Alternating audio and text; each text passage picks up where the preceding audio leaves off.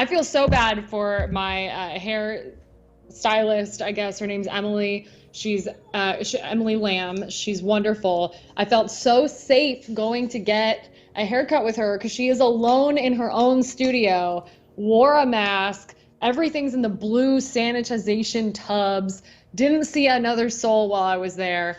And she is one of many salon owners and now gym owners and managers, personal services managers and business owners hoping to take their business maybe outdoors. They want to work. They want to work. And the latest restrictions closed all indoor operations last Wednesday and forced some businesses to think outside the box. So now these businesses are hoping they can operate like restaurants that offer outdoor dining.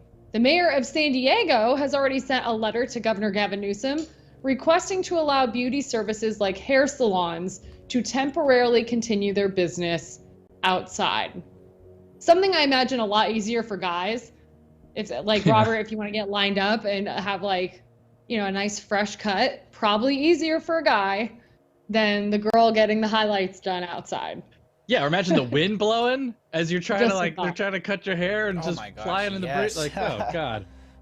I know. I have tried to figure this out. Robert, you might have to help me out because I know, you know, I got my hair cut and I should have got it basically shaved because now I'm at a point where I really need it again. And especially if I'm going to have it start growing out, the sides are just popping out like crazy. But if I just had somebody to grab that clipper and just go,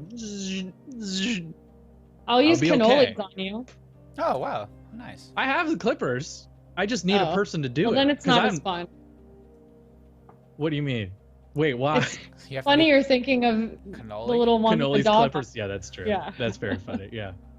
Just please wash them before you use them. But I've seen lots of okay. people on Instagram, lots of people, where their gyms have now already migrated outside because they were saying how confined spaces aren't a good idea before this idea was even proposed. So I've already seen some businesses transition into this, and it looks fantastic. It looks like it's working very well for some of these gyms. So I don't know. I mean, CrossFit did a lot of outdoor stuff, right? Because I would see, at least like close to me in North Hollywood, there's a CrossFit gym that would have their teams or whatever run down the block in sprints or jog around the block and get down. Like they're on Lancashire doing a team jog. CrossFit canceled themselves in this. They took themselves out of the equation on their own. Yeah, we don't talk about CrossFit here. We don't talk about powerlifting. There's a distinct difference, and so we want to leave CrossFit just under the rug over there. So you've had some choice words for Orange Theory also in the past couple of days. Oh, I'm sorry. Oh my gosh, I should have put this in the show. There's this weird, I don't know if it's Orange Theory corporate or if it's their franchisees who've been posting that this Friday is going to be like their own version of a boycott where they are going to open their gyms, and all the posts that I've been seeing have been taken down. One studio, it said Arcadia, so I thought it was local, but it was Arcadia, Arizona, that was saying exercise is medicine, so please don't listen to the media that tells you you don't. Total BS. Like, hold up. You have it's just like one of those crazy people you know. Yeah, it's one of those crazy people you know on Facebook making some kind of BS nonsense comment that is it's just so weird for a company.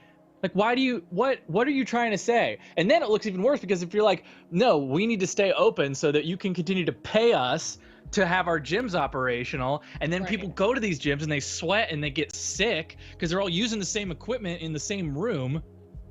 I mean, you're right. Yeah, it's so frustrating. My friends, first of all, they have a ton of media members. Like a lot of people in local news or in, at least at KTLA, I know a few of our friends who, work at KTLA are members of Orange Theory.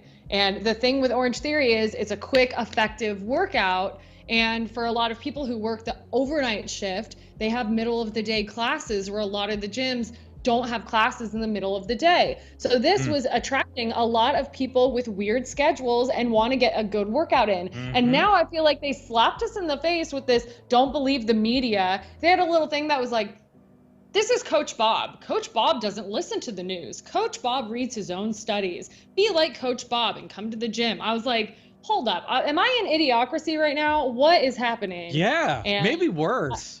At least Well, Idiocracy was like, there was an ending to it. Well, we don't know well, yet. just give it 1 second, and maybe by next week we will be feeding the plants Gatorade. So who knows? But I did want to wrap this up in a Yeah. nice little bow. A friend of mine who works in media and lives in Arizona said before Arizona had its huge outbreak, the Orange Theory locations told her they were staying open because they considered themselves a boutique. And then the state was like, yeah, no, you gotta close. Yeah.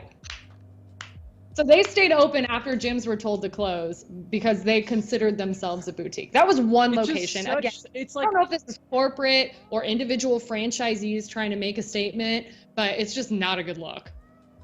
no, because especially at the end of the day, it's not about essential behaviors for survival.